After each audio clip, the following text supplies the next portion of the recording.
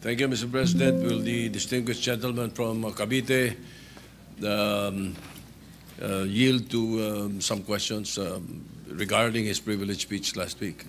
Certainly to the distinguished minority leader, our minority leader, and I cannot let this opportunity pass without acknowledging the exemplary leadership recently displayed by our minority leader. Not many among our colleagues know that he gave way to all the members of the minority. No? Yung membership po ng Commission on Appointments, binigay niya kina Senators Legarda, Subiri, and Risa Ontiveros. Hindi lang yun, pati yung set, binigay pa po dito sa this humble representation. So that's the mark of a true leader, Mr. President. So thank you, distinguished minority leader. Thank you, kind sir. I am humbled by the manifestation. Thank you. Just to refresh our colleagues also, Mr. President, if I may continue. You mentioned in your privilege speech some contractors and some of the owners.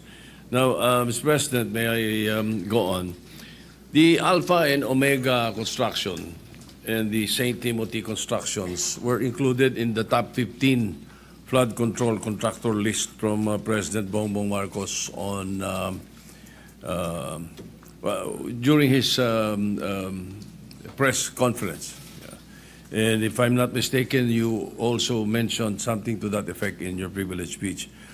Now, on the Securities and Exchange Commission papers, iba-iba po ang owners ng composition of the company. But in actuality, alam ng lahat na iisa lang ang may-ari nito. Same owner of the once blacklisted St. Gerard Construction. Now, they will deny this fact until they can. However, in one of the tax cases filed against them on 2022 before the Court of Tax Appeals, CTA case number 10472, to be exact, the same and one address lang ang ginagamit for St. Timothy, St. Matthew, St. Gerard, and Alpha and Omega Construction Corporations. Also, the majority stockholder of St. Timothy, who owns 85% of the company, named Miguel Juntura, was the marketing director of St. Gerard. The question, Mr. President, billions of government projects concentrated and monopolized by a few. Mr. President, paano nila itong nailulusot? Who monitors this kind of circumvention? We have an agency, Mr. President. It is called the Philippine Contractors Accreditation Board, or PICAB, which is the implementing board of the CIAP, a construction industry authority of the Philippines. Incidentally, this authority is under the DTI. Pero it seems na medyo na haluan na rin yata ng konting, o hindi lang konti, nakatiwalian pagdating sa mga flood control projects, because information keep coming in sa aming opisina na itong PICAB nagre-resort na sa accreditation for sale. May mga ganyang reports, and I've talked to some contractors, private contractors, na they had this experience of being offered accreditation by PICAB, na sila na yung bahala sa bank certificate and other requirements for a fee of, I think, 2 million pesos for a start. So ganito na po kasama talaga yung kalakaran sa ating bureaucracy. And I think in the second hearing of the Blue Ribbon Committee, because I believe, as we have monitored, na during the first hearing, guess po ninyo yung resource person nyo yung PICAB. And there's some issues that they could not explain during the hearing. And I think we can take this up again with them. Your observation in relation to St. Timothy and Alpha and Omega. Incidentally, Mr. President, Alpha Omega was mentioned by the Pride of Congress, who incidentally is the produced seed of our distinguished colleague, Senator Loren Legarda. Sabi ko nga, move over, Senator Legarda, there's a new kid on the block. And to her credit, she produced a seed named Leandro Legarda Leviste. Nabanggit po niya itong Alpha Omega, na one of the 3 contractors na involved, na may resibo pa, ang sabi niya. I heard his interview sa radio, TV, and he identified Alpha and Omega ba ito? Yes. Alpha and Omega Construction Corporation as one of the 3 bribe givers given through the district engineer of Batangas, First Engineering District, si Abelardo Calalo. And I think we should not stop at filing the information or filing the case with the prosecutor's office of Batangas. I think we should dig deeper into this case. Congressman Leviste offered him to be a state witness, and I think the Department of Justice can pursue this, if only to identify and to catch the bigger fish. Kasi lumalabas ngayon, as I mentioned in my privilege speech, naging bagmen na lang, naging legmen yung mga district engineers. Sila na lang yung taga-takbo ng mga contractors, and who knows, maybe even the funders who are the sponsors or proponents of insertions in the GAA. Well, thank you for that, Mr. President. May I know how the Philippine Contractors Board is formed? Ano ba ito? Paano nabubuo itong board na to? Who appoints the members? Who elect the members? Let me look into that, Mr. President. But I think that's a good question to be raised in the second hearing of the Blue Ribbon Committee, led by our distinguished colleague, Senator Marcoleta. I-take note natin, Mr. President, so we can ask this question. That's good. Thank you very much. Now, speaking of government officials, to determine the involvement of government officials or intertwined ownership with those who have been blacklisted or those who have tax evasion cases, do you think we should also try to dig deeper during the evaluation of project contractors, such as going into the layers of their ownership? Hindi po ba dapat ganun ang gawin? Certainly, Mr. President, we should look into that. Yung interlocking directorship ang tawag doon, na kung saan nile-layer, pero pag tiningnan mo yung corporation documents ng several corporations, nag-i-interlock yung mga director, sila-sila rin. And of course, nile-layer para hindi ma-identify. And this is a practice being committed by, mga unscrupulous corporations that deal with the government, particularly mga flood control projects. Yeah, Mr. President, your guess is as good as mine also. Hindi ko nga alam kung paano nabubuo itong Philippine Contractors Accreditation Board.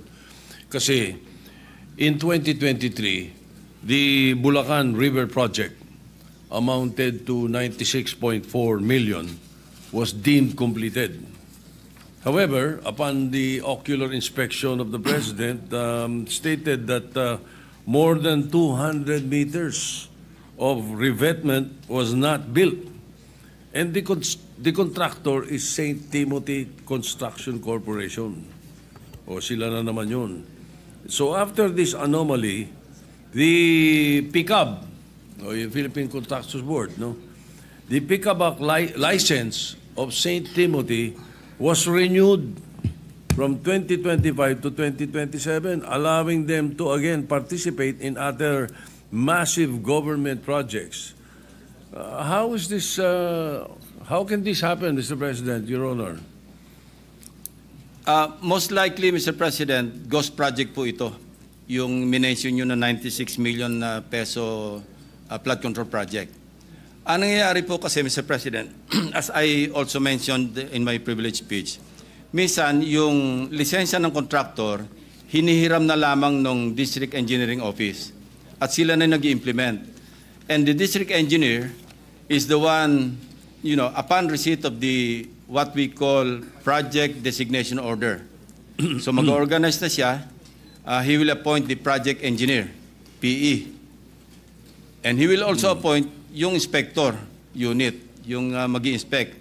And even if hindi makumpleto yung project kasi nga ghost, mag-i-issue na rin sila ng tinatawag na Statement of Works Accomplishment.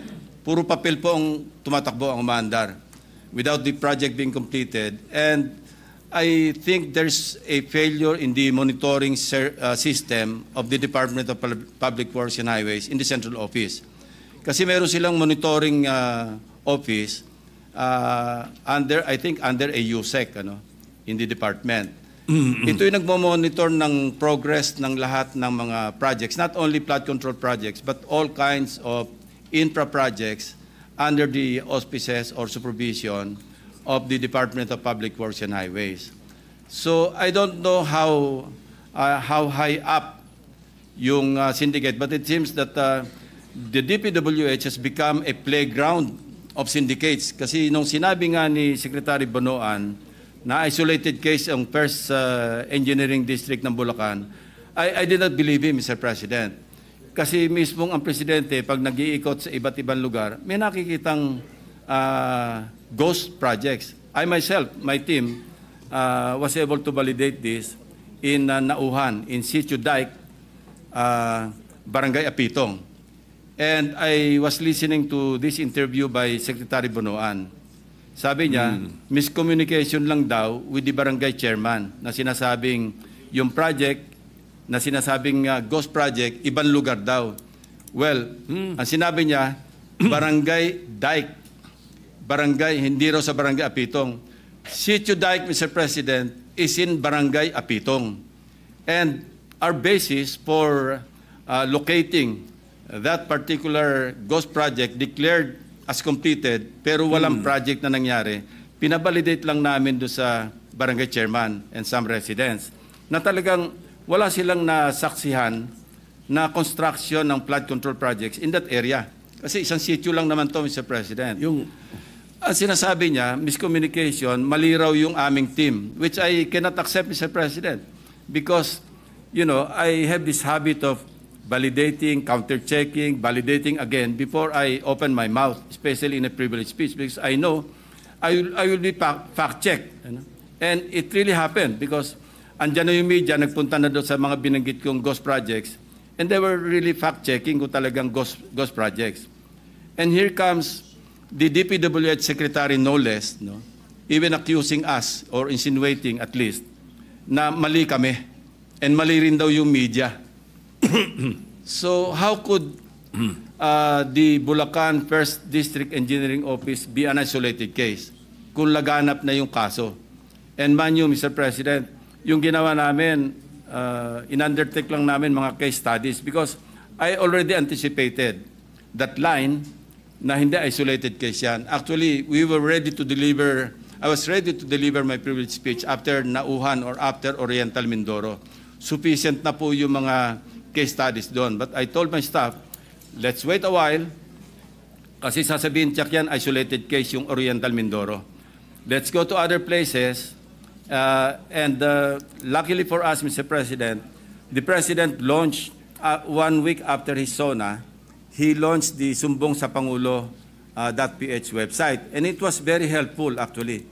And it continues to help our netizens, the media, and other people concerned with the anomalous flood control projects. Ang laking tulong po sa amin because exact location, the website provided us with the exact grid coordinates. Kaya nga pati yung multo, pati yung guni-guni, nakita namin eh. Imagine, wala ka makikitang project, pero natukoy pa rin ng aking team or teams kung saan nakalocate yung ghost projects. Why? Because of the sumbong sa Pangulo website. Hindi makakaila, Mr. President. That's the reason why we were able to locate several ghost projects, mostly in Bulacan. Kasi as I also mentioned in my privilege speech, yung Bulacan First District Engineering Office, yun ang pinaka-notorious, at least from where I sit, Mr. President. Ginoong Pangulo, Mr. President, ngunit kung completed na yung project, pag sinabing deemed completed, nabayaran na to. Babayaran, Mr. President. Babayaran o nabayaran na? Nabayaran. And there are several signatories, like for a project inspection, it has to be declared complete para ma-release yung payment. Pipirma dyan yung inspectorate team, yung assistant district engineer, and the district engineer, at kung sino-sino pa. Paano pong nakakalusot yan? Di alam nila lahat. Well, they should be held accountable and criminally liable, Mr. President. No, if not Correct. administratively, criminally. Kasi kung hindi negligence ito,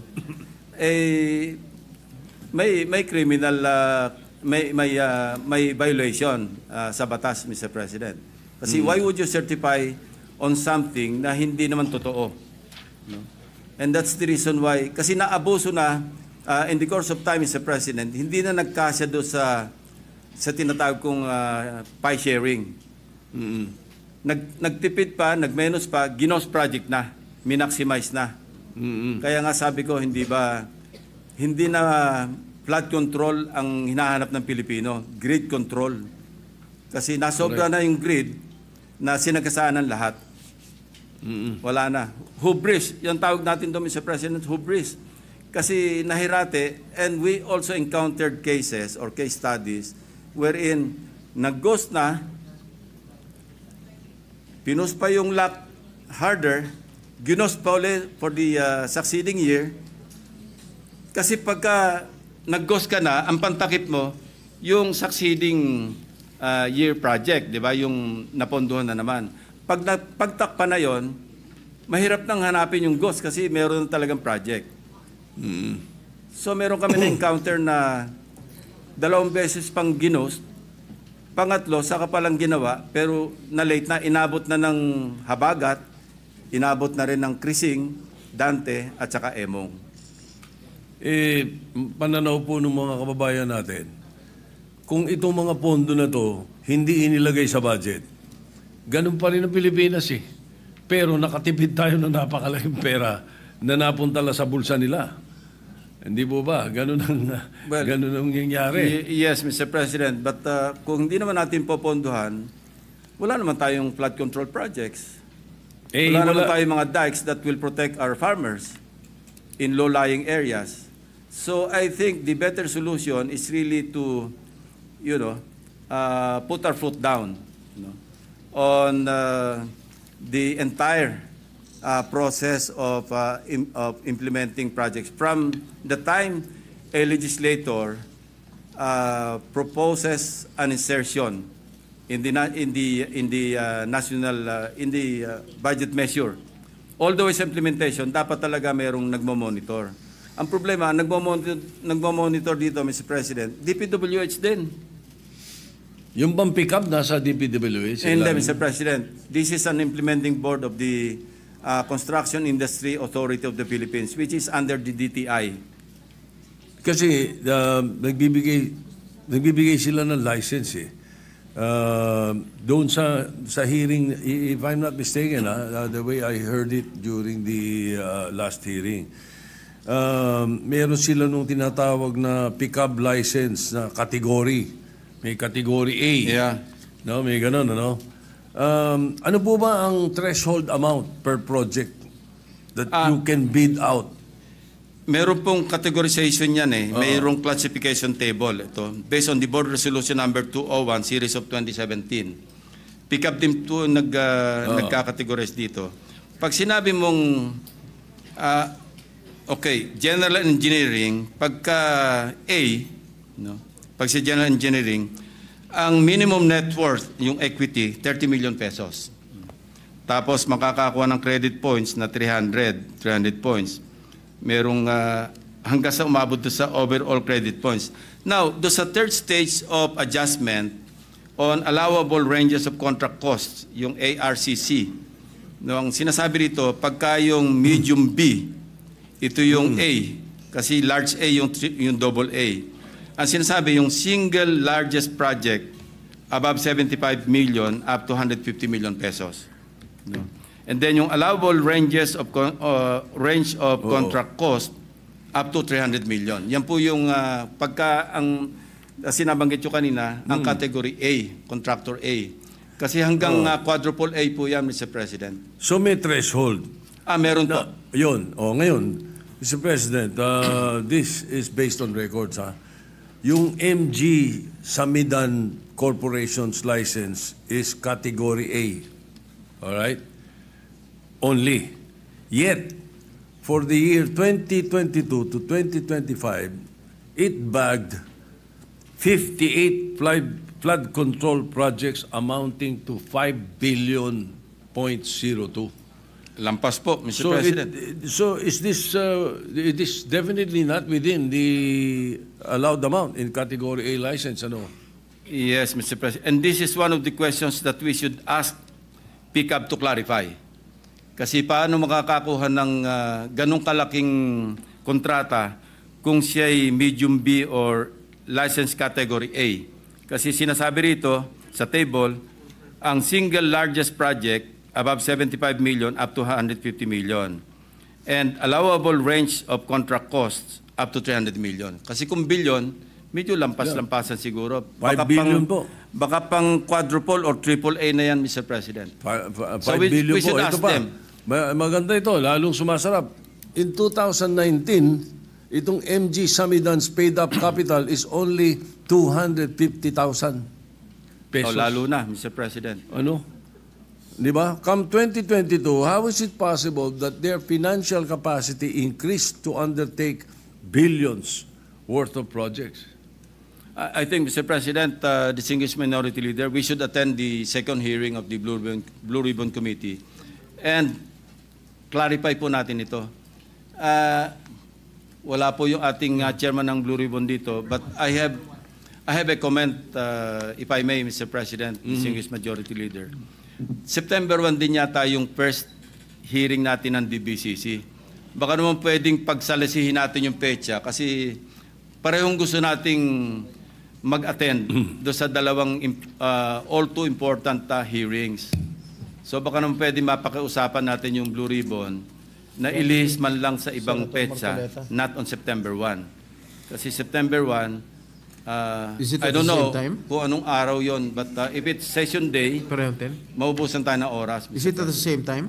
Yeah, we take note of that, Mr. President. We will consult with the chairperson of the Blue Ribbon Committee and the chairperson of Finance, Mr. President. Thank you. Thank you, dear colleague. Thank you, Mr. President. Now, during the hearing also, Mr. President, that's why talagang tama, napakahalaga na maka-attend tayo nito mga hearings na ito. I found out that yung blacklisting po nila is only 1 year.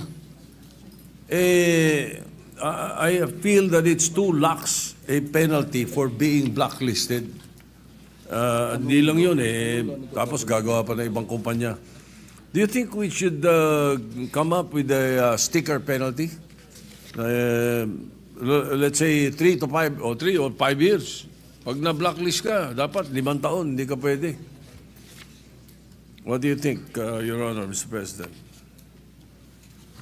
Mr. President, I was told that the creation of PICAB is under Republic Act 4566. And I think we should revisit RA 4566 para ma-check natin itong, I won't say anomaly, but itong probably, kailan i-update natin yung batas, Mr. President. Good, Mr. President. At least we would be able to look into that piece of legislation. Ano? Now, May I know what construction company are you referring to? Yung malitong paid up capital. MG Samidan. MG? MG Samidan. Thank you. All right.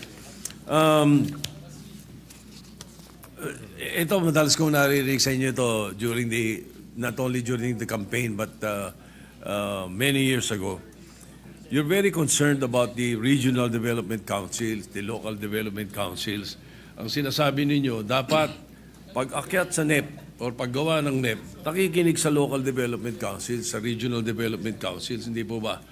That is correct, Mr. President. Kaya mahalaga rin talaga itong DBCC na hearing. Ngayon, why are there flood control projects in areas identified by Project NOAA as having little or none flood risk?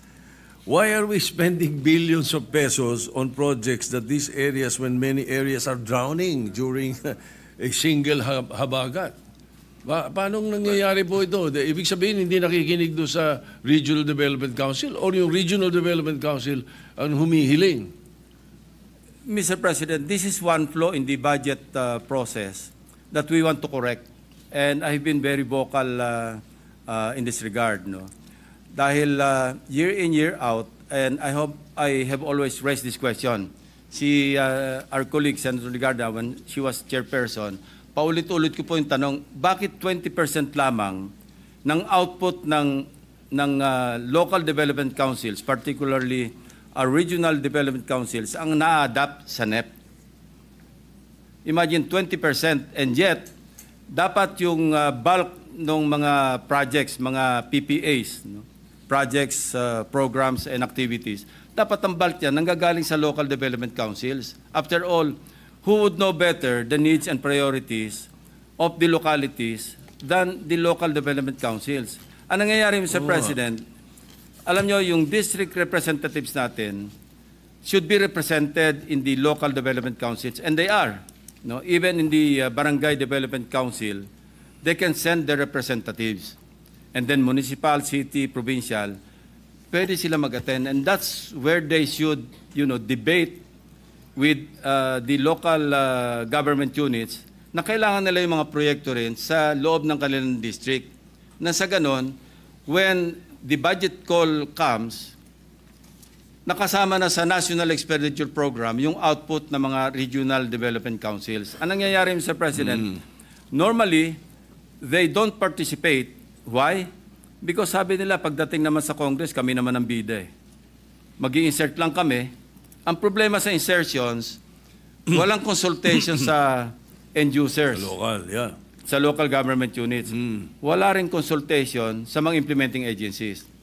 And that's the reason why, again, during budget deliberations, I had always questioned, bakit ang laki lagi ng ating unused appropriations? Nandiyan tayo sa mga 400 billion a year. From 2010, I think, up to 2020 for 10 years, parang ang average natin on a yearly basis, parang 452 billion. Why? Because the implementing agencies would not know how to implement the projects because they were not consulted.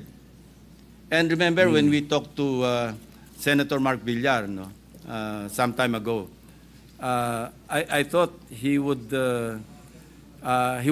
take it against me when he was DPWH Secretary, na binabawasan ko yung budget ng agency niya.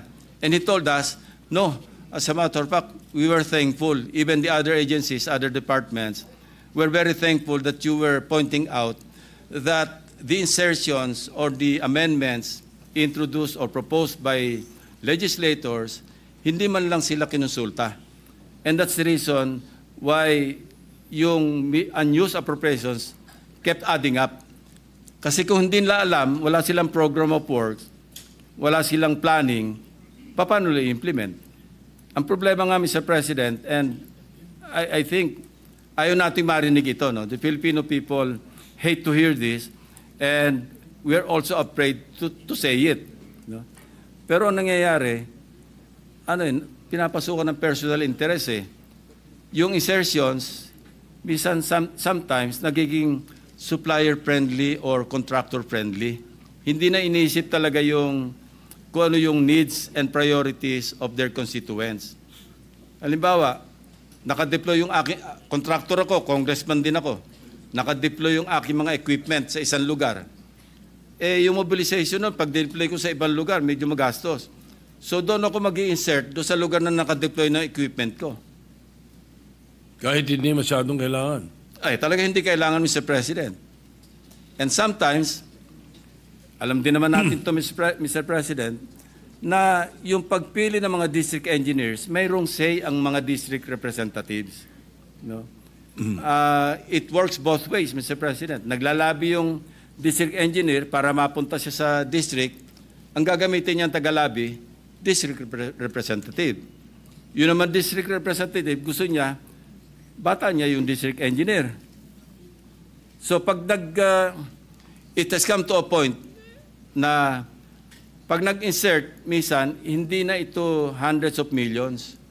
Umabot na minsan ng 10 billion pesos in one district.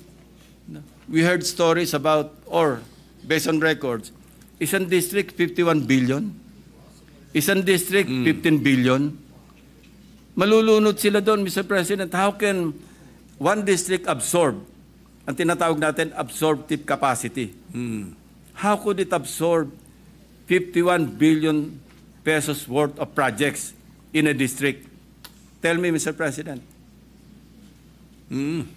Imposible. I've heard the NCR mayors complaining.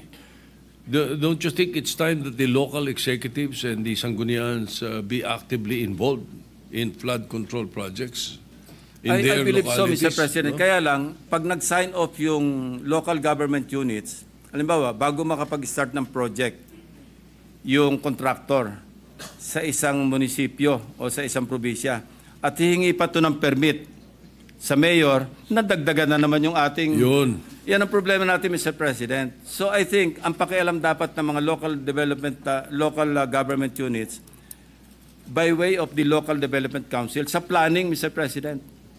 Dapat dyan sila mas malaki ang pakialam. And then, after the completion of the project, may pakialam sila to inspect kung nasunod ba yung specs, kung naandyan ba talaga yung project, hindi ba ghost. I think, doon sa dalawang phases na yon, doon dapat may pakialam yung mga local government units. But, in the process of implementation, pag binigyan natin ng poder, at kung ng permit, madadagdagan yung slice ng pie, Mr. President. So mas pwedeng pakinggan itong sinasabi. Kasi si Manila Mayor Moreno, sabi yung 200 flood control projects daw in Manila worth 14 billion ay wala raw lahat permit. So in other words, hindi kumuha ng permit sa kanila kasi.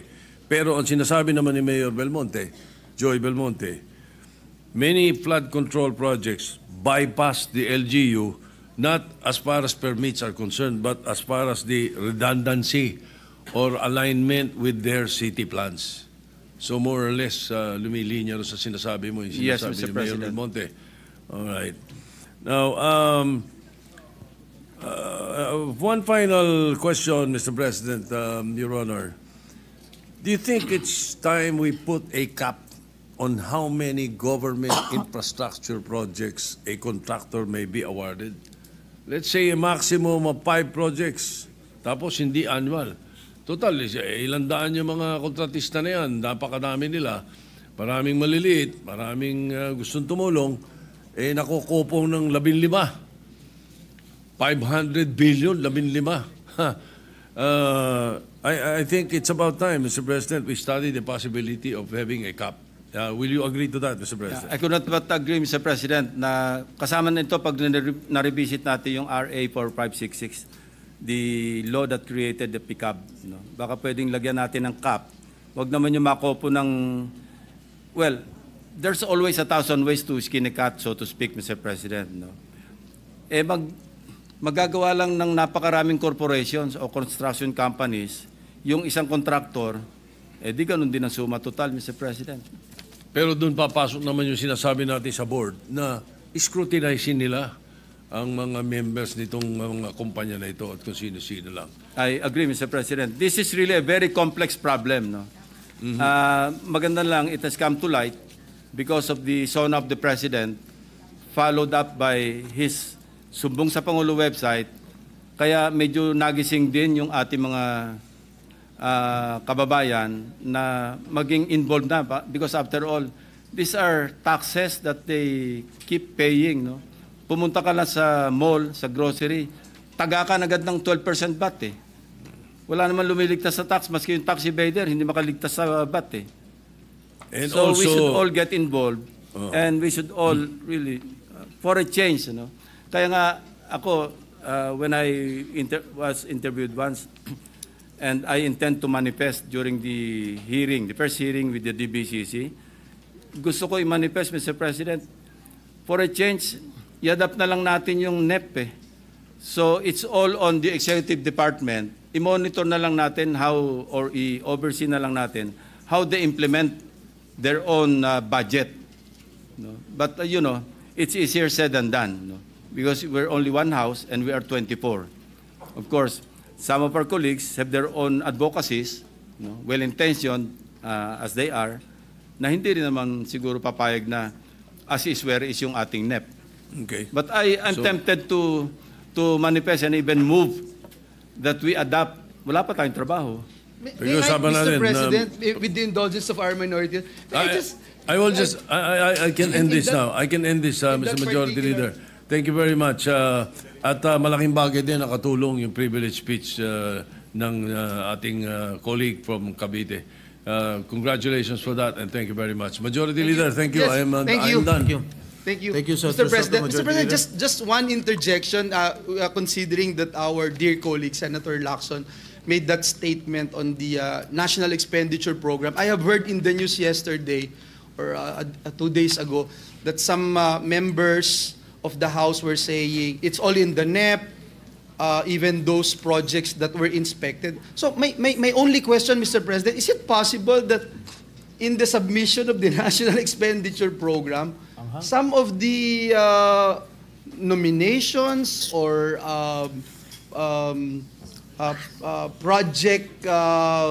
pet projects of legislators will also be part of the NEP, that it's already there, and therefore you cannot say it's just a executive budget, and therefore wala na sila, excluded na yung kung sino man yung proponent ng isang proyekto. That's a question that I'd like to, just one question. It is already happening actually, Mr. President. You know, I talked to one official from the DPWH. Nilalako na nila yan eh. Sa NEP pa lang, preparation ng NEP, nag-o-offer na sila sa mga legislators, o magpasok na kayo rito. So it takes two to tango. And how do we prevent that, Mr. President? Eh, well, nangyari kay minority leader, distinguished minority leader. He confided to me. Somebody from the DPWH, an undersecretary, called him up, or his staff, ano, nag-o-offer. Sabi niya, sabihin mo kay Tito Sen, magpasok na siya sa NEP. Now, if we don't dance the tango with the other party, hindi mangyayari, Mr. President. Thank you, Mr. President. Mr. President, next to interpolate is the gentleman from Palawan, Senator Erwin Tulfo. I move that he be recognized, Mr. President. The gentleman from Palawan, Senator Erwin Tulfo, is recognized. Thank you, Mr. President. First of all, I would like to manifest, being the Vice Chair of the Blue Ribbon Committee, we have already invited the Philippine Contractors Accreditation Board on our next hearing, Mr. President. Mr. President, I rise today with anger and frustration, not just as a legislator, but as a Filipino taxpayer. Because what I heard in the privileged speech of our colleague, Senator Lacson, is nothing short of a national disgrace. Ginoong Pangulo, ito po ay garapalan at sistematikong pandarambong harap-harapan. Habang ang mga bata ay hindi makapasok sa eskwela at mga manggagawa late sa trabaho dahil sa baha ang kalsada, may mga opisyal at kontratista na nagbubunyi sa kanilang mansyon. Now, will a distinguished gentleman from Cavite yield to some direct and very serious question? Willingly to the distinguished gentleman from Palawan and the Republic of the Philippines. Ang una ko pong katanungan, Mr. President, ang pag-i-insert po ba sa NEP o ika nga sa BICAM, Kaya bang gawin ito ng isang ordinaryong mambabatas o kinakailangan niyang ika nga maging opisyal o may kataasang katungkulan bilang mambabatas, Mr. President? Every legislator, Mr. President, is entitled to introduce amendments. You know, hindi natin mapipigil because all of us, ako mismo, nag-amend po ako, nagsasubmit ako ng amendments. When we had this discussion, I had this discussion with the chairman of the Finance Committee, and right away, I understood where he was coming from when he was reluctant during my interpellation to accept my supposed amendments na i-identify natin yung mga proponents ng mga amendments. When we had this one-on-one talk or discussion, paano naman Senping, sabi niya, marami tayo, may mga kasamahan naman tayo dyan, mahilig lang magpadagdag, hindi naman naghahanap kung saan kukunin yung pandagdag. And siyempre, ako tagahanap noon, being the chairman, magagalit naman sa akin yung mga agencies na binawasan ko para idagdag doon sa mga advocacies, doon sa mga proposed amendments ng ating mga kasamahan. And that's the reason why I counter-proposed to him na okay, accepted, pero baka pwedeng, pag nakita ko may umusbong sa isang agency, pwede ko bang tanungin sa iyo kung sino yung responsible na nagpadagdag sa isang agency? And he agreed. And that was good enough for me because I thought at the time that the outcome would be the same. Ang importante, Mr. President, if something goes wrong with the implementation of the project, at na-trace back natin doon sa legislator, congressman man o senador, na siya yung nag-propose, somehow, meron siyang shared responsibility to see to it that the implementation of the project na dinagdagan niya ng pondo, maayos. But, if we don't have the mechanism to identify or to backtrack and trace back to the proponent or proponents of the amendments, then wala, malakas ang loob. Imagine, Mr. President, punta tayo sa Nauhan, Oriental Mindoro. Kitang-kita na natin, hindi ko nga binanggit yung pangalan niya because I didn't want to mention any name of any legislator. But, initially, when I was discussing with my staff, sabi ko, i-blur na lang natin yung pangalan. Kasi nag-iisa yung mame-mention. But the day before I delivered the speech, sabi ko, teka muna, bakit ba tayo magko-cover up sa kanya? Siya naman ang umaamin. Nakalagay, funded by his office. Tapos nakalagay doon, congressional allocation, accomplishment report. And then when he was interviewed, on the same day or the following day after my privilege speech, wala akong alam dyan. But I also pointed out in my privilege speech na sa NEP, 810 million lang yung nandun eh. Pero nangyari, pagdating ng GAA, naging 1.9 billion. So sino ngayon nagpasok ng 1.1 billion? Worse, Mr. President, hindi pa sa regular budget kinuha. Kinuha niya from the Special Purpose Fund, from the unprogrammed appropriations, which is under the Special Purpose Fund. How can you, ngayon lang ako nakarinig na from the regular budget, nag-realign papunta sa unprogrammed appropriations and vice versa. Hindi po nangyayari because yung regular budget, ito yung items in the GAA na talagang ito yung nakakalat sa mga implementing agencies. Now, unprogrammed appropriations under the Special Purpose Fund, ang tawag po dito, standby fund, augmentation. Pag kinapos ang pera sa regular budget, huhugot doon sa program appropriations. And there are requirements. Hindi ganun kasimple. Kailangan merong excess revenue collection or merong bagong revenue measure o kaya may approved loan. Napakahirap pong i-access. Kaya this will be one of the questions that I will raise before the DBCC to ask DBM paano na nakapag-allocate, nakapag-release ng SARO sa isang proyekto na hinugot yung pera from the unprogrammed fund. Marami po tayong dapat i-correct, Mr. President, kasi ang pagkaalam ko sa budget natin, tatlo po yan eh. Regular budget, special purpose fund, and automatic appropriations. Now, when will we stop? Baka mamaya pati automatic appropriations i-realign na rin. Okay. Mr. President, sa inyong pong nakaraan na privilege speech, nabanggit po ninyo ang paggamit nga ng unprogrammed funds for flood control projects. Maaari niyo po bang ipaliwanag, for the record, paano itong mga pondo na ito na na-access at nagagamit despite their nature as one program, Mr. President? Hindi ko pa maipapaliwanag yan kasi mahirap pong gawin yan eh. Ang pwede magpaliwanag dyan, DBM. Paano na-access yung unprogrammed appropriations para i-allocate sa flood control project. Ang masama, substandard pa. Sa inyo pong research, Mr. President, were there instances where unprogrammed funds used to finance projects that turn out to be anomalous, incomplete, or even non-existent? Yes, Mr. President. Doon nga, sa case study namin sa Oriental Mindoro, yung 1.1 billion na nanggaling sa unprogrammed appropriations, yung iba doon nahugot para gawin yung isang proyekto na substandard. Kaya nga tigas ng katatanggi yung congressman eh, na hindi akin yan. After owning up, no, by way of billboards, banners, even on Facebook, na siya mismo yung nag-post, na ako yung nag-allocate, talagang ano, sabi ko nga, mapag-angking congressman.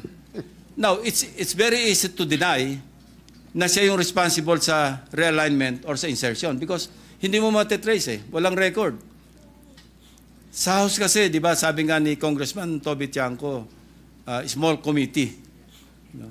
Isasabit sa small committee, and then bahala na, wala nakakaalam, walang record. Even in our case in the Senate, di ba ang practice natin, magko-caucus tayo, and then the chairman or chairperson will just ask the individual members, magsabit na kayo ng individual amendments.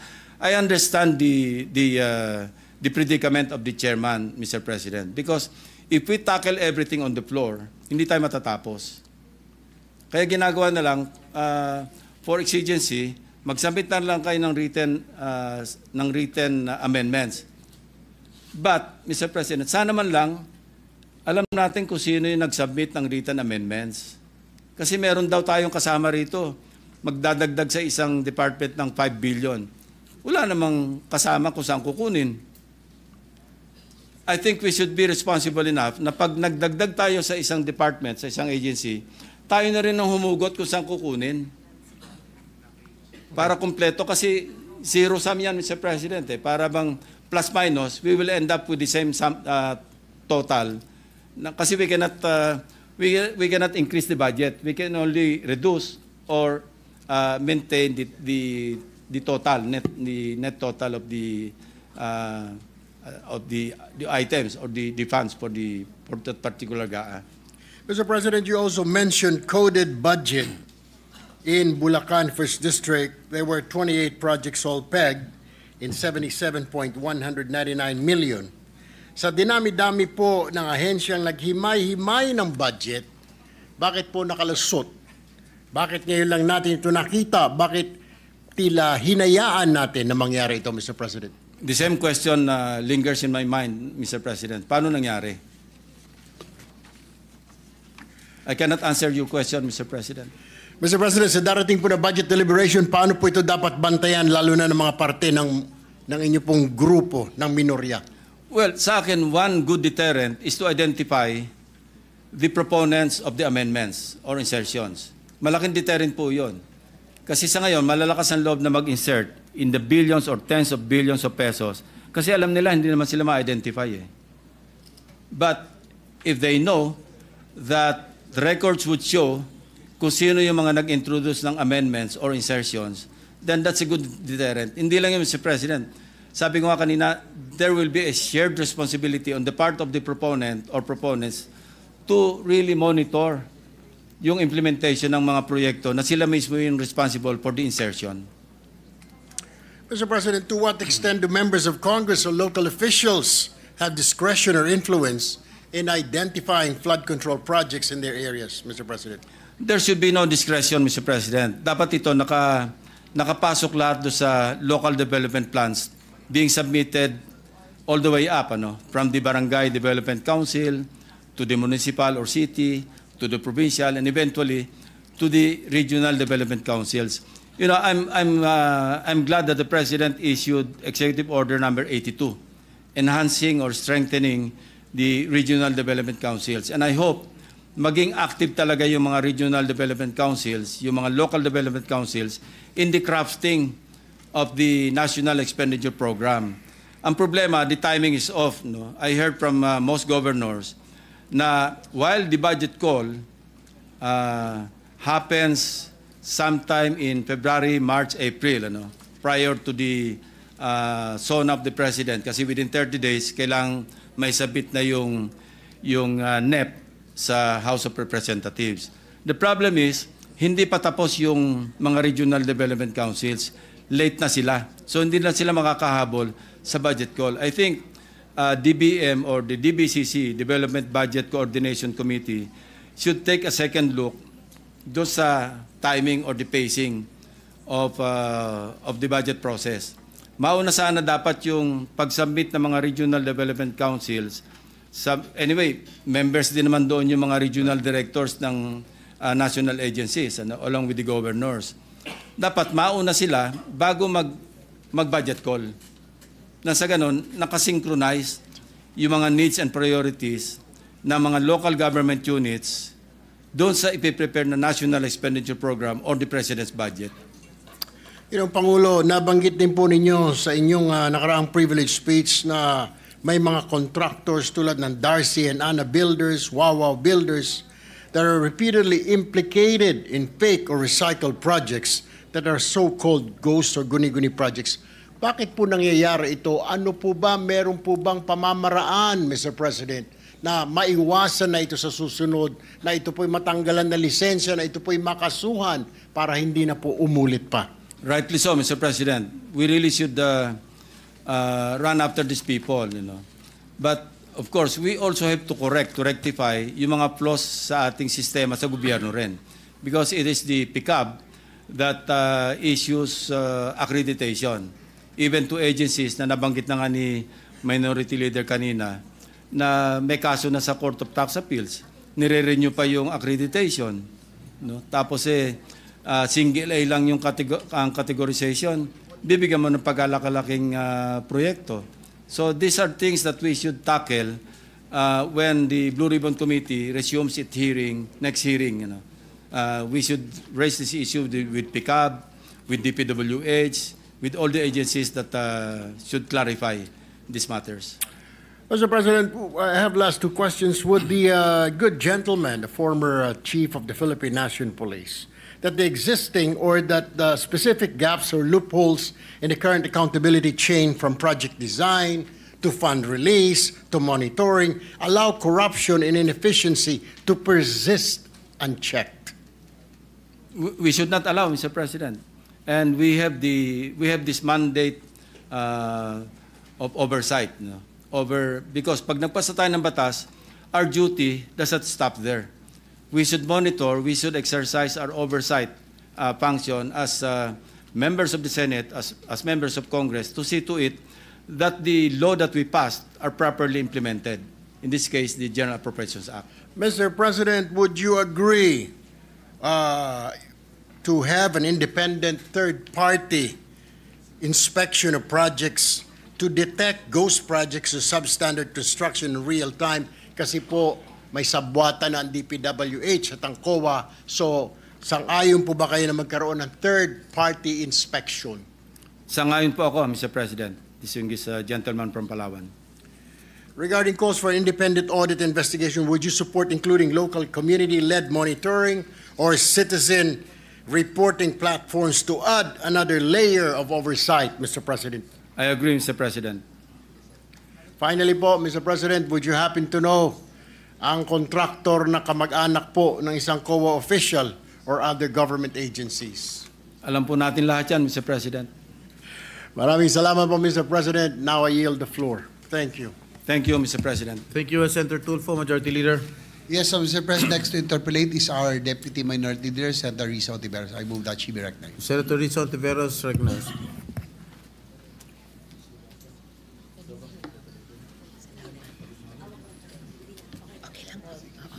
Salamat, Mr. President. To my respected colleague in the minority, maaari po bang makapagtanong din ng ilang mga tanong? Opo, to the distinguished lady from Capiz. Salamat po, Mr. President. Mr. President, sa privilege speech nyo, nabanggit nyo po yung mga questionabling proyekto na ipinasok sa General Appropriations Act. Paano po ba sinisigurado na yung budget na pinasok para sa mga proyekto ay napupunta sa piling contractors, Mr. President? DPWH po ang makakasagot niyan. Sila kasi nag-a-award. No? Sila yung may Bids and Awards Committee. Sila lahat yung responsable pagdating sa implementation. Sa atin po, yung oversight nga, na which is what we're doing now exactly, Mr. President. We're exercising oversight over those projects in 2024, 2025, even 2023.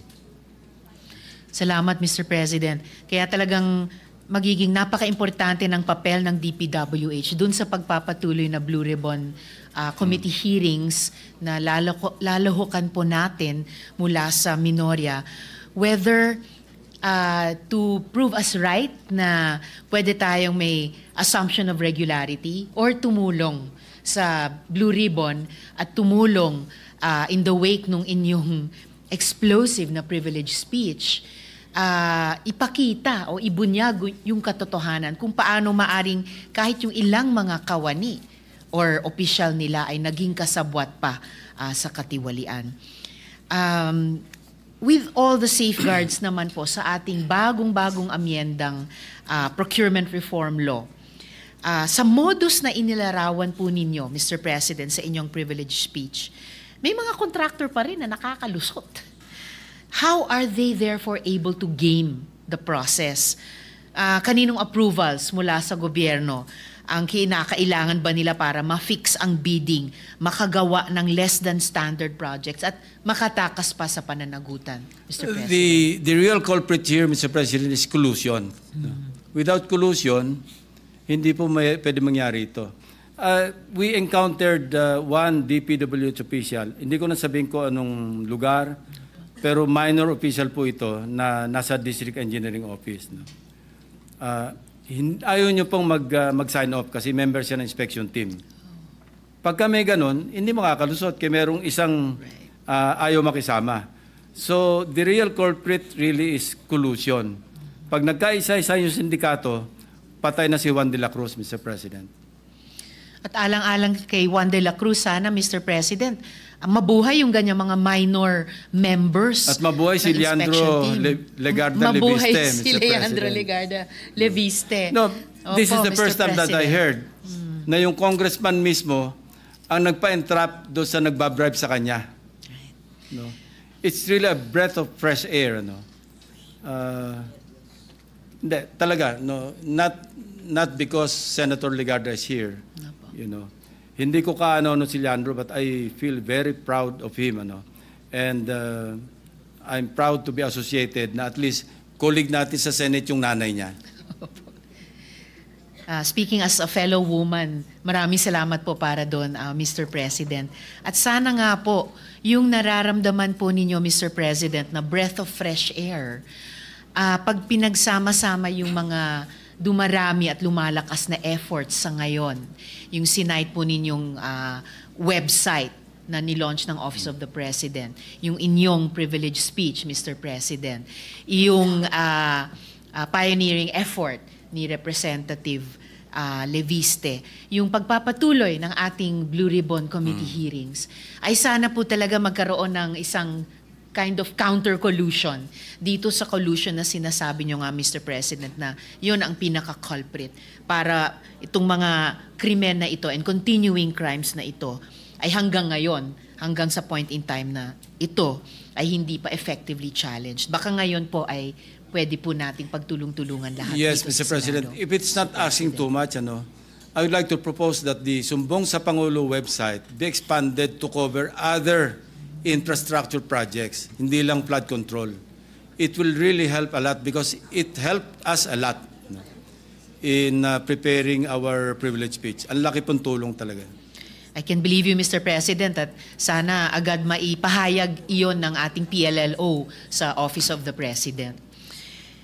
Yun naman pong ilan sa contractor na sangkot sa flood control project scams ay hindi po first-time offenders, Mr. President, at na itanong na rin po ito sa inyo ni na Minority Leader at ni Senator Erwin din.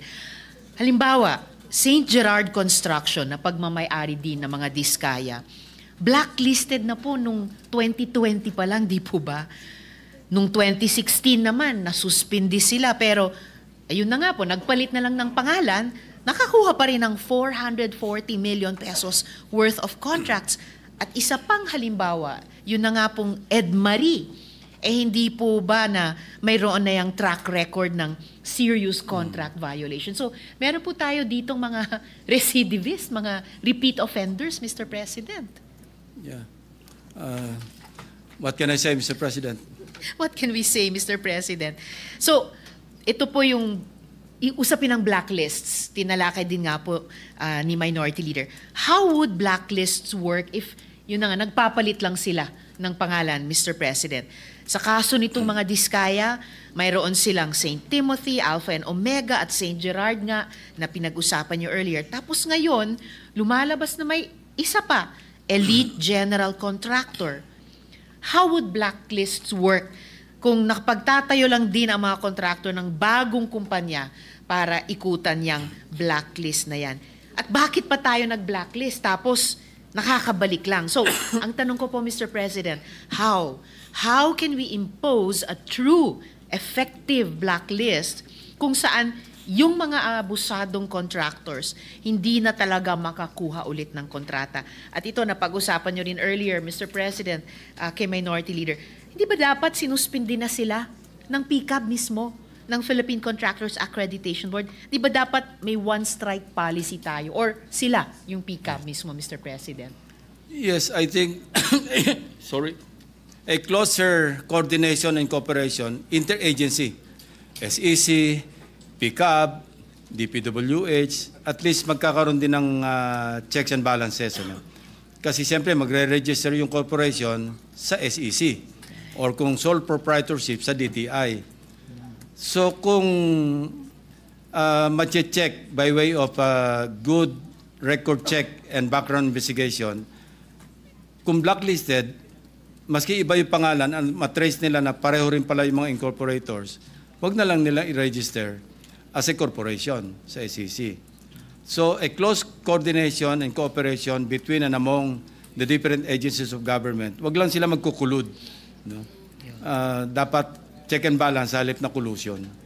Agree, Mr. President. Sa halip na collusion, which is lalong na-expose na ito talaga yung krimen dito sa flood control projects or kahit pa, as you were saying, Mr. President, sa ibang mga infrastructure projects na dapat makover din ng isang sumbong website. Maigi nga po kung may interagency coordination. Also to make each and every agency in that group an honest broker. Kung alam po ng PCAB na ngayon po sa interpellations na ito, nagkakaroon tayo ng duda kung nandun sila sa isang interagency body. Tama po kayo, Mr. President, mas makaka-check and balance, pati sa isa't isa sa pagganap ng kanilang tungkulin. Pagdating naman po sa proseso ng post-construction phase, ito na pag-usapan nyo rin with Sen. Erwin, hindi ba dapat nakatutok ang COA dahil sa mga multimillion projects na ito para mapigilan ang katiwalian? Kaya lang nga po, Mr. President, lumabas nga po sa balita over the weekend na ang asawa ng isang COA commissioner ay nakakuha di umano ng humigit kumulang na 200 million pesos worth ng flood control projects. Ibig sabihin, so ito, umaalingaw sa isip ko, Mr. President, yung termino yung collusion, yung mismong opisyal ng ahensyang na atasan i-audit ang mga proyektong ito ay tila may connection sa modus ng flood control. So, paano kaya, Mr. President, Well, Mr. President, nabanggit ko rin ito sa aking privilege speech. Ano? Kasama ko 0.5% to 1%. Pag malaking project, payag yung COA, I believe they are referring to the resident COA. No? Payag sila sa 0.5% kasi ang laki ng project, volume . Pag medyo alanganin yung project, medyo maliit lang, hindi mapapag ng 0.5, kailangan 1%. So kung kasabot pati yung COA, kasabot yung inspector team, kasabot yung district engineer, kasabot yung project engineer, naloko na, Mr. President. Naloko na, Mr. President. May layers of collusion pala na pinipil away lang Well, ngayon. you know, Mr. President, coming from law enforcement, ako laging ang aking, where I'm coming from, gusto ko talaga merong certainty of punishment. Kasi pag hindi napaparusahan, lalong na-embolden, at the same time, lumalakas sa loob ng mga susunod, nakakalusot naman gagaya na rin ako. Pero kung merong maparusahan, mag-iisip na maraming beses yung susunod. Mahirap na yan. Merong naparusahan, merong na-convict, merong nakulong. That's the problem, Mr. President. I agree, Mr. President. Yan ay problema at kaya nakikiisa ako sa panawagan nyo, Mr. President, na nabasa ko, narinig sa media recently na dapat talaga may kahit siguro isang malaki na mapanagot dito sa flood control scam na ito bilang deterrent nga for future crimes or criminals to think to commit such crimes. Nakikiisa ako dahil yan din ang paniniwala ko sa pinakamabisang deterrent sa krimen. Kahit pa sa pananaw ng restorative justice, ito ang pinakamalakas na deterrent ay yung certainty na yung gagawa ng krimen ay mahuhuli, maiimbestiga siya kapag at mapoprosecute at kung guilty siya ay masisentensyahan, mapaparusahan. Huling tanong ko na lang po, Mr. President, may paraan, dahil pinag-uusapan natin layers of collusion and therefore dapat layers of accountability. May paraan ba para mahabol ng gobyerno yung mga contractor at i-compel sila na tapusin ang kanilang mga proyekto at their own cost? Magkano po ang porsyento na napupunta ulit sa warranty or performance bond para sa mga 10%. nasirang Yeah, 10%. Ang laki. So, anong pagwawasto o indemnification ang maaaring singilin laban sa mga contractors na may mga proyektong nasira, Mr. President? Depende sa violation, Mr. President. Kung obvious naman, lalo na kung ghost project, alam nga namang i-repair lang nila yung ghost project nila. Dapat yon talagang prosecution kaagad ang katapat. Opo.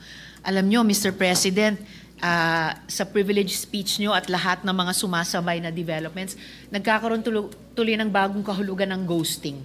Hindi na lang po sa mga personal na relasyon, pati po sa relasyon dapat ng gobyerno at private sector sa ating mga mamamayan. Dahil tama pong sinabi nyo, Mr. President, ang perang ginoghost dyan sa mga proyektong yan ay galing talaga sa buwis ng mamamayan.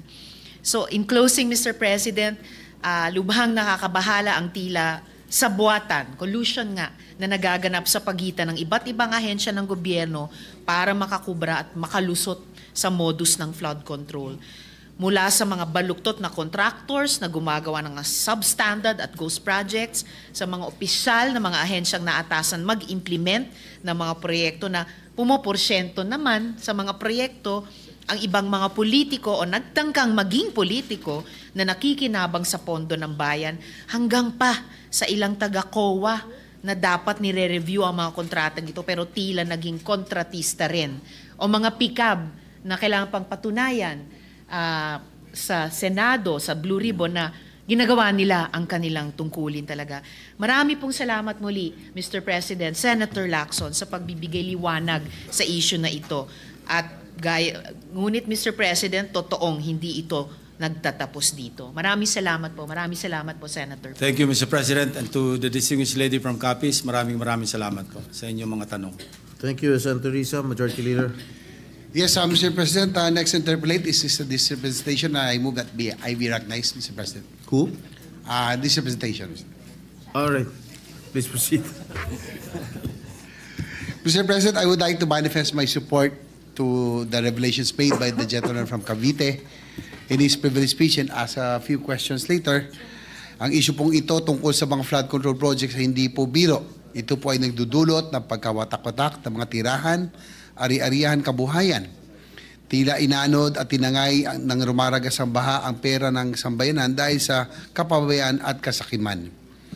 Sabi nga ng ating Pangulo, mahiya naman kayo.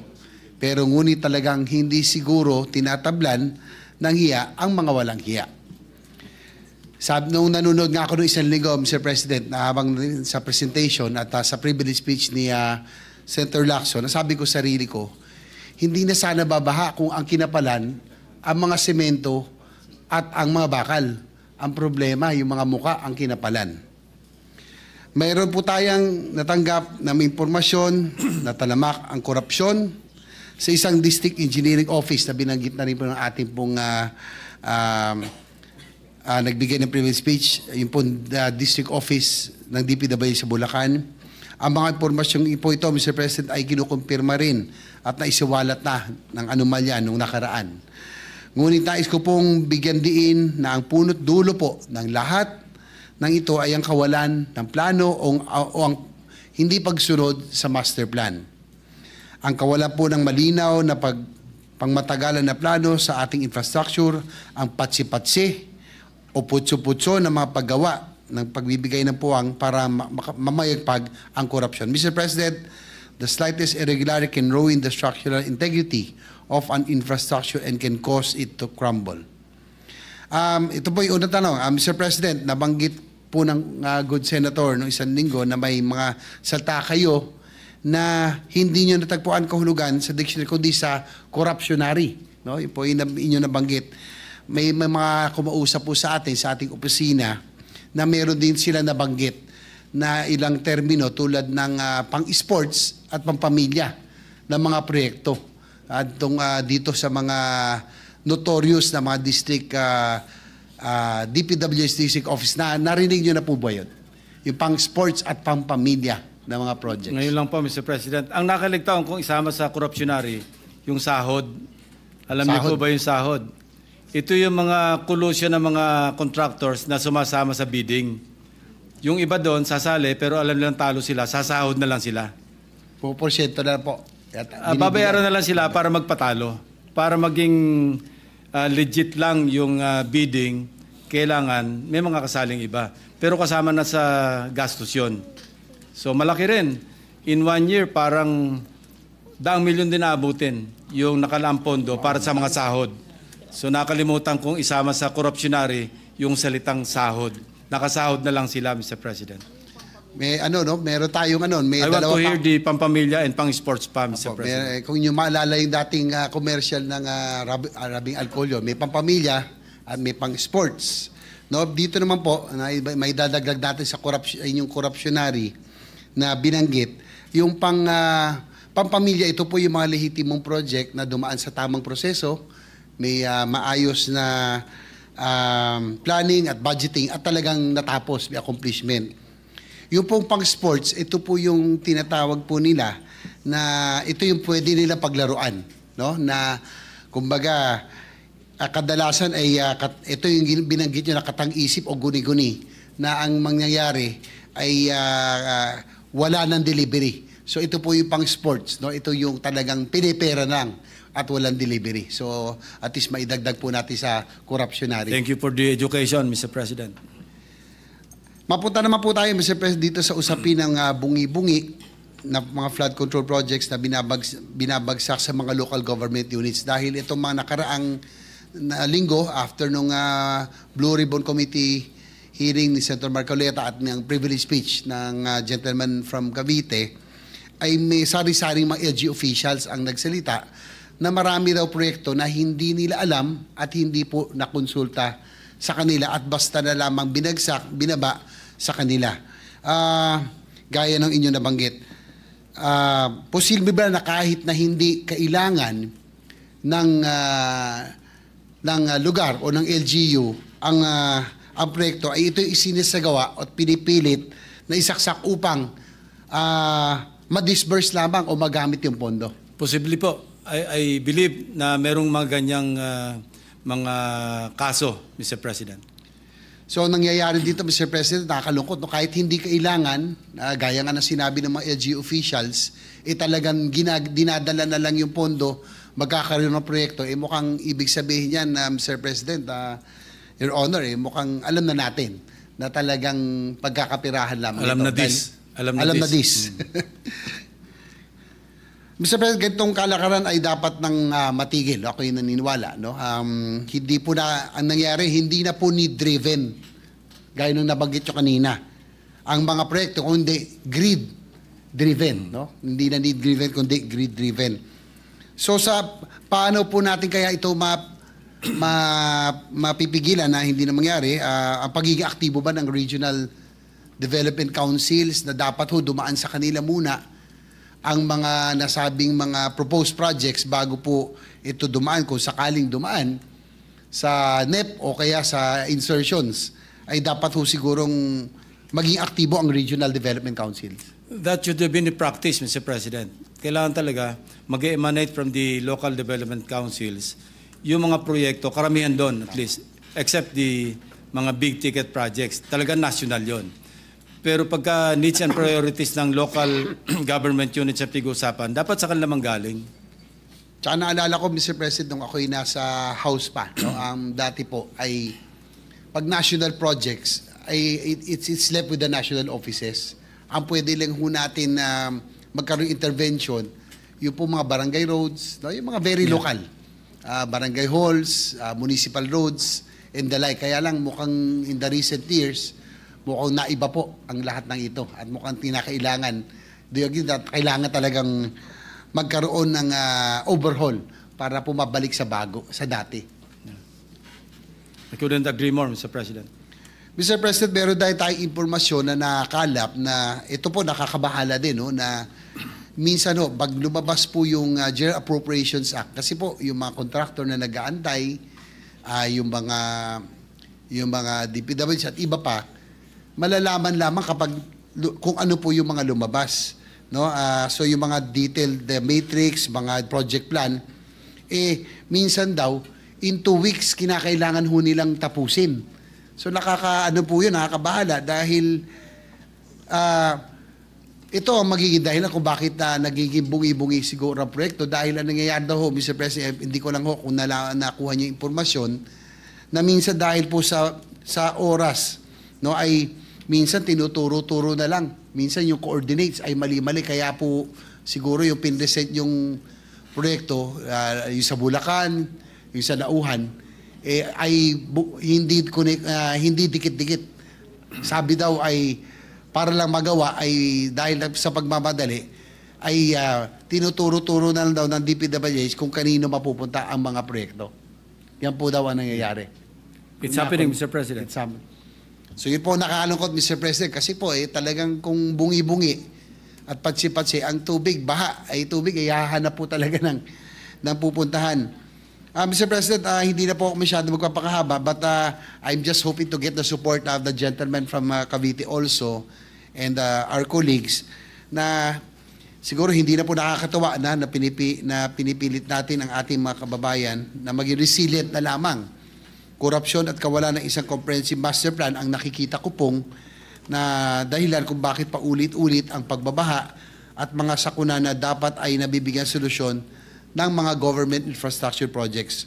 Kaya naman po, Mr. President, mas porsigido po tayo ngayon na isulong ang aking panukalang batas, Senate Bill number 2, ang Master Plan for Infrastructure and National Development Act. Gagawa po tayo ng Comprehensive Infrastructure Development Master Plan na magsisilbing Biblia ng lahat ng infrastructure projects ng gobyerno. We will be hitting 2 birds with 1 stone, Mr. President, with this measure. Since we have a lot of catching up to do in terms of infrastructure development with our ASEAN neighbors, the infra projects, especially the big ticket items, will transcend different administrations. And second, with the comprehensive master plan, we can avoid occurrence of these insignificant ghost projects and stop the modus of corruption. Naghanda na po tayo ng isang privilege speech tungkol dito na nais ko po sana ibahagi sa inyo sa mga susunod na araw. Sana po, Mr. President, pagtulong-tulungan po natin na maipasa ito sa Senado, hindi po tayo titigil. at magtatrabaho po tayo para sa isang maayos, world-class na mga infrastruktura na deserve ng ating mga kababayan. Mr. President, I'd like to thank the gentleman from Cavite. Maraming salamat po for bringing this up. No? Tama lang po, talagang kinakailangan na po talaga nating matigil ang gatong modus dahil talagang medyo umobra na po. Marami na po, sabi ko nga, yung iba po impyerno levels na at wala na pong kinatatakutan at wala na hong iyak. Kaya maraming salamat sa Senator Lacson for bringing this up. Mr. President, with that, I conclude my interpellation. Next to interpellate is Senator Bam Aquino. I move that he be recognized. Mr. President, Before I recognize Senator Aquino, may just Lacson. move for suspension. I'm still unwell. No? If you notice, my voice is cracking. Maybe we can suspend consideration and resume the interpellation in the next session. If I may, with the indulgence of the gentleman from Tarlac. Yes, I noticed that Senator Lacson is still under the weather. We've been together since this morning. Yeah, Majority Leader. Thank you, Mr. President.